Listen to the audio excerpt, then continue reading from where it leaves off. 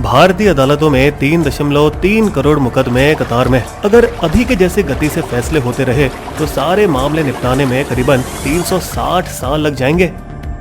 ऐसा इसलिए होता है क्योंकि भारतीय कानून प्रणाली अनुमति देती है तारीख पर तारीख, तारीख पर तारीख, तारीख पर तारीख, तारीख पर तारीख मिलती रही है। एक परंपरा जो अंग्रेज यहाँ छोड़ गए।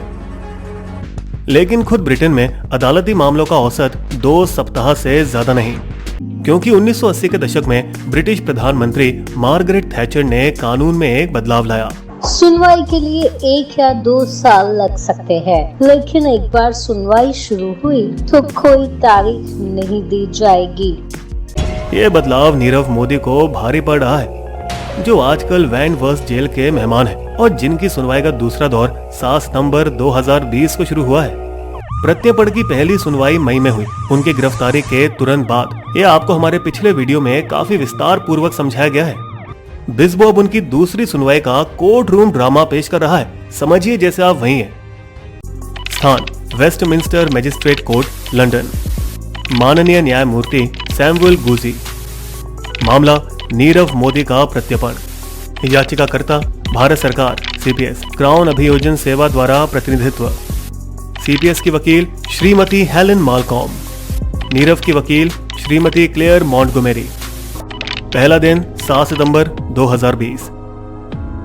नीरव मोदी ने एक वीडियो लिंक के माध्यम से सुनवाई में भाग लिया। काला कोट, सफेद शर्ट पहने हुए और दाढ़ी समेत दिखाई दिए।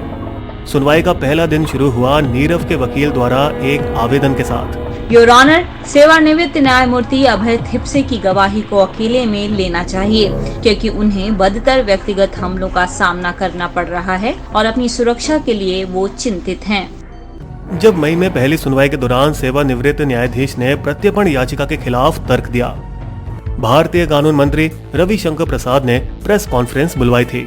जस्टिस थिप्से कांग्रेस के सदस्य हैं, इसलिए उनकी विशेषज्ञ कानूनी राय उनके पार्टी के राजनीतिक पूर्वाग्रह के अधीन है। क्या जस्टिस थिप्से ने खुद मीडिया से बात की थी?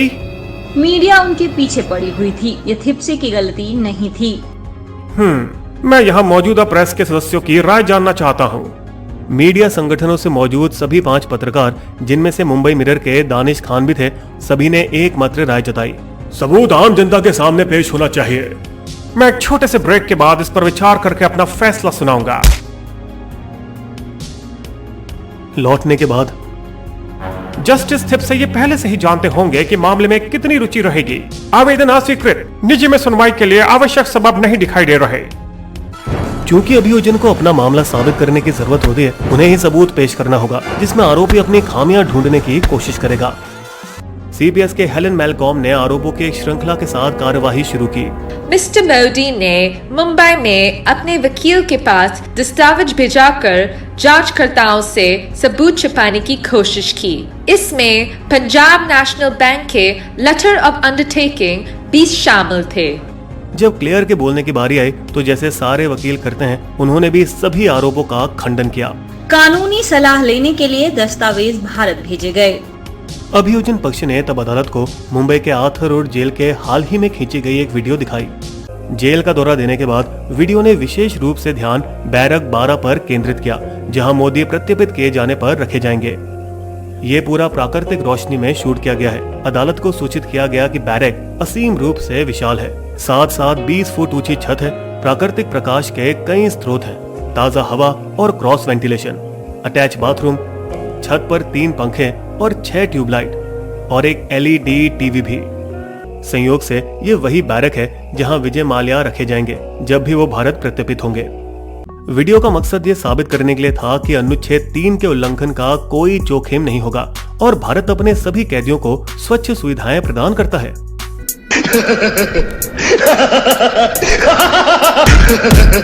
दूसरा दिन 8 सितंबर 2020। अभियोजन पक्ष ने न्यायमूर्ति सैमुअल गुजी को आधिकारिक भारतीय जेल डेटा पेश किया, जिसमें यह बताया गया था कि जेल में कोविड मामलों की समस्या काबू में थी। आंकड़ों को खारिज करते हुए डिफेंस ने नीरव की स्थिति को उजागर किया, उनकी गंभीर अवसाद की हालत पर रोशनी डालते हुए। भारतीय जेलों में मनोरोगी मदद पूरी तरह से अपर्याप्त है। नीरव आत्महत्या के खतरे में है।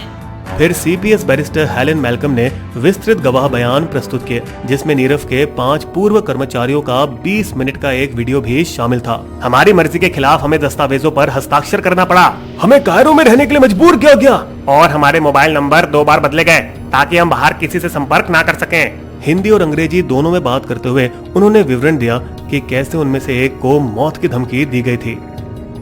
इन आरोपों ने क्लेयर के पसीने छुड़ा दिए। मिस्टर मोदी बस सलाह और सहायता दे रहे थे। तीसरा दिन 9 सितंबर 2020। ये दिन खास डिफेंस के लिए रखा गया था, जिसका एकमात्र उद्देश्य नीरव को भारत में प्रत्यर्पण करने से रोकना था, जहां क्लेयर ने आर्थर रोड जेल को बुलाया। एक पुराने जमाने का पसीना खाना। नीरव की वकील क्लेयर मॉन्टगोमेरी ने भारतीय जेलों की सच्चाई को दिखाया। अविश्वसनीय रूप से गर्म, धूल, नमी, कीड़े और कृंतकों से संक्रमित। फिर सरकारी जेल के आंकड़ों को मानव अधिकार आयोग और मुंबई उच्च न्यायालय की रिपोर्ट के बल पर खंडन किया। भारतीय जेलों में अत्यधिक भीड़भाड़ है, कर्मचारियों की कमी है, चिकित्सा सुविधा दूभर है। वे नीरव को आत्महत्या करने लायक इंसान पहले ही बता चुकी थी, अब पहलू को और भी बढ़ाया। माननीय न्यायाधीश ध्यान दें कि आर्थर रोड जेल में आत्महत्या की दर बहुत अधिक है। फिर भारत में मीडिया की भूमिका की ओर इशारा किया। भारतीय मीडिया नीरव के पीछे हाथ धोकर पड़ा है, उसे वहाँ कभी न्याय नहीं मिलेगा। जहाँ कई अन्य लोगों ने भी सार्वजनिक धन चुराया है। भारत में नीरव को एक घिनौना इंसान माना जाता है, उसे दोषी ठहराए जाने की राजनीतिक चाहत है। न्यायमूर्ति थिप्से की गवाही जो यही बात बताती थी, फिर से दोहराई गई। नीरव को भारत में निष्पक्ष सुनवाई नहीं मिलेगी। भारतीय न्यायपालिका तनाव में है और सीबीआई और ईडी का उपयोग चुनावी लाभ के लिए किया जा रहा है। इस पर क्लेयर ने मुद्दा उठाया नीरव के मानसिक स्वास्थ्य मेडिकल रिपोर्ट के आम खुलासे के बारे में। गोपनीय जानकारी का इस तरह का लीक होना भारत सरकार के व्यवहार पर एक सवाल उठाता है। दिन के अंत से पहले ईडी और सीबीआई ने एक व्यापक लिखित प्रतिक्रिया और नए साक्ष्य प्रस्तुत किए, जिस पर सामने वाले वकील ने आपत्ति जताई। मैं 23 नवंबर को नए साक्ष्य की स्वीकार्यता पर निर्णय लूंगा। चौथा दिन 10 सितंबर 2020। मुकदमे के चौथे दिन बचाव पक्ष ने 3 विशेषज्ञ गवाहों को कचहरी में पेश किया। फॉरेंसिक मनोचिकित्सक एंड्रयू फॉरेस्टर ने खुलासा किया कि नीरव अपनी मानसिक हालत के लिए दवाई ले रहे हैं। वो एक गंभीर अवसाद से पीड़ित है। मेरे हिसाब से वो आत्महत्या करने लायक है, हालांकि वो कल ही कर ले ऐसा नहीं है। और साइकोमोटर मंदता के लक्षण दिख रहे थे। ये रोग का एक गंभीर रूप है, जिसमें भाषण और हालचाल में रुकावट जैसी दिक्कतें दिखाई देती हैं। साथ ही उस सवाल का जवाब दिया जो हर कोई जानना चाहता है। नहीं, नीरव अपने लक्षणों के बारे में झूठ नहीं बोल रहा है। अभियोग पक्ष ने नीरव की मानसिक स्थिति का मुकाबला नहीं किया, मगर एक उपाय दिया। अगर उन्हें मुंबई में पेशेवर मानसिक स्वास्थ्य देखभाल दी गई वॉन्सवर्थ जेल से बेहतर क्या ये आश्वासन मददगार होगा? तभी क्लेयर ने झट से उठकर स्पष्ट किया, योर ऑनर, हमें भारत सरकार ने ऐसा कोई आश्वासन नहीं दिया है। इसके बाद डिफेंस ने महामारी विज्ञान और संक्रामक रोग विशेषज्ञ रिचर्ड कोकर को कचहरी में बुलाया। कोरोना वायरस जेल में आसानी से फैलता है और यदि नीरव मोदी से आर्थर रोड जेल में पकड़ लें तो मरने का 0.75% जोखिम होगा। इतने छोटे जोखिम का हेलन ने मजाक उड़ाया। ऐसे तो इस अदालत में कोविड-19 होने की बराबर की संभावना है। और अनजाने में हमें यह अंदाजा दिया कि प्रत्यर्पण प्रक्रिया कितने समय तक चल सकती है। नीरव का निष्कासन कम से कम 1 और वर्ष के लिए नहीं होगा। तब मुंबई में स्थिति क्या होगी अभी नहीं बता सकते। फिर संक्रामक रोग विशेषज्ञ ने अपनी राय बताई। मुझे विश्वास नहीं होता कि आर्थर रोड जेल में सिर्फ एक कोविड मामला सक्रिय है। क्या आपका ये मानना है कि भारत सरकार अदालत को गुमराह कराने की कोशिश कर रहा है?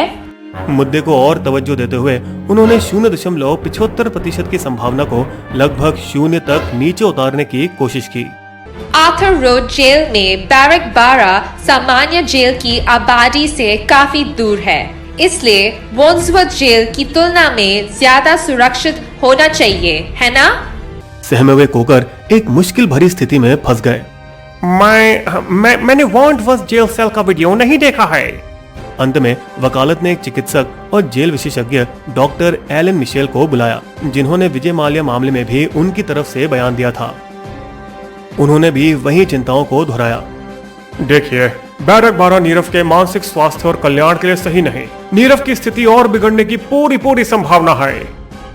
5वां दिन 11 सितंबर 2020। मुकदमे के आखिरी दिन क्लेयर मॉन्टगोमेरी ने भारत के पूर्व सुप्रीम कोर्ट न्यायाधीश मार्केंडे काटजू को कचहरी में बुलाया, जो पूरी तरह से अपने नाटकीय अंदाज में जमे रहे। भारत को जर्मनी के नाजी शासन से तुलना करते हुए उन्होंने भी वही बात दोहराई कि नीरव को भारत में न्याय नहीं मिलेगा। नाजी जर्मनी में यहूदियों की तरह नीरव को एक सुविधाजनक बलि का बकरा बनाया गया है। फिर उनके प्रत्यर्पण में शामिल एजेंसियों को निशाना बनाया। ईडी ने अपने पूरे अस्तित्व में केवल 15 अपराधियों को गिरफ्तार किया और सीबीआई तो राजनीतिक इशारों पर नाच दिए। भारत के सर्वोच्च न्यायालय की विश्वसनीयता पर सवाल उठाया। मस्जिद का तोड़ना और उस पर राम मंदिर का निर्माण की आज्ञा देना एक आपराधिक कृत्य था। और रंजन गोगोई को राज्यसभा में नामांकन करने पर संदेह जताया। ये केंद्र सरकार के समर्थन के लिए क्विड प्रो क्वो के अलावा और कुछ नहीं। गुस्से से हेलन मैल्कम सेवानिवृत्त जज पर टूट पड़ी। सुप्रीम कोर्ट से रिटायर होने के बाद आप खुद भी तो प्रेस काउंसिल ऑफ इंडिया के अध्यक्ष चुने गए। क्या वो राजनीतिक कदम नहीं है? लेकिन मैं भारत सरकार द्वारा नियुक्त नहीं किया गया था। वकालत के अधिवक्ता क्लेयर मॉन्टगोमेरी ने मामले की पूछताछ फिर से अपनी निर्धारित पट्टी पर खींची। आपके कानून मंत्री रविशंकर द्वारा आयोजित प्रेस कॉन्फ्रेंस के बारे में क्या ख्याल है? बिल्कुल बेहूदी बात है। कोई मंत्री फैसला कैसे सुना सकता है? बदले कि वो दोषी है, उन्हें ये कहना चाहिए था कि नीरव मोदी पर गंभीर आरोप लगे हैं। ये बर्ताव सिर्फ दिखाता है कि सरकार किसी को गाड़ी के नीचे फेंकने की तलाश कर रही है। क्या आपको लगता है कि सबूत देने से पहले प्रेस को अपनी उपस्थिति के बारे में बताना उचित था? मुझे मीडिया से फोन आया था, उन्होंने संपर्क किया। आपको सिर्फ कहना चाहिए था नो कमेंट। हेलन मैल्कम ने फिर पूछताछ का रुख बदला। आप मिस्टर मोदी को क्यों बचाना चाहते हैं? मैं इस मामले की गुण पर कोई बयान नहीं दे रहा हूँ। मैं बस ये कहना चाहता हूँ कि उन्हें निष्पक्ष सुनवाई नहीं मिल सकती, क्योंकि मीडिया और मंत्रियों ने उन्हें पहले ही दोषी ठहराया है। दोनों के बीच सवाल जवाब काफी गर्मा गए। आप एक स्वप्रचारक किस्म के इंसान हो जो मीडिया की सुर्खियों में रहने के लिए कुछ भी कह सकते हो। उनके पिछले कुछ विवादास्पद बयानों को उजागर किया।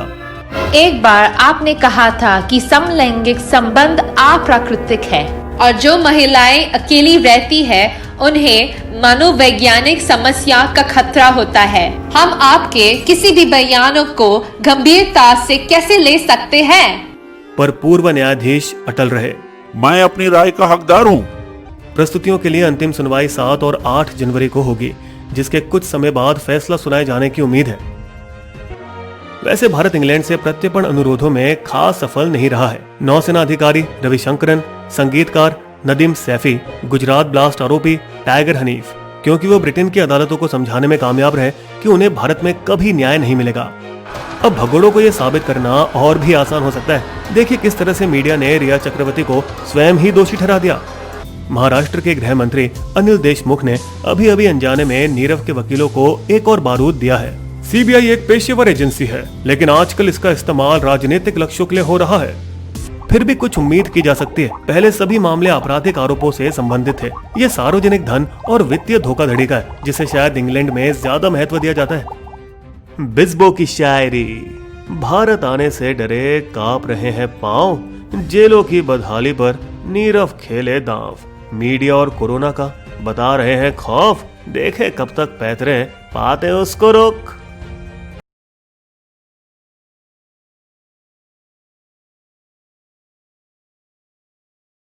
अगर आपको हमारी वीडियो पसंद आए तो सब्सक्राइब करें हमारे YouTube चैनल को और पेज पर बने बेल आइकन को क्लिक जरूर कीजिएगा, ताकि आपको हमारे लेटेस्ट वीडियो की जानकारी आसानी से मिल सके। धन्यवाद।